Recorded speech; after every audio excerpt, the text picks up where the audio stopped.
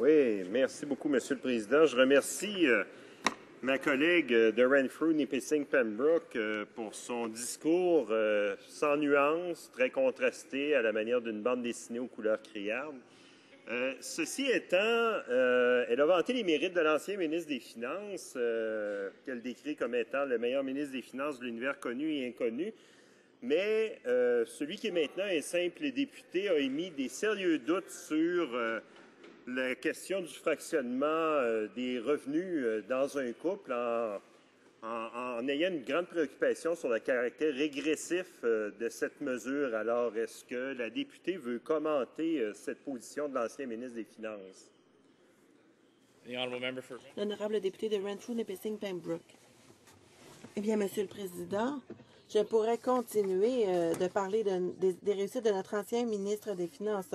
Dans ce budget, il appuie l'exploration minérale par des entreprises en élargissant le crédit d'impôt pour l'exploration minérale pour les investisseurs dans des actions accréditives. On élimine également les tarifs pour ce qui est des unités de forage en haute mer. Il double également à 10 ans la période de report pour les dont dans le cas des organismes de charité de conservation. Récemment, j'ai un soudeur apprenti qui est venu dans mon bureau de circonscription. Dans son cas, le taux d'électricité élevé du Parti libéral de l'Ontario l'a poussé à demander de l'emploi ailleurs dans une autre province.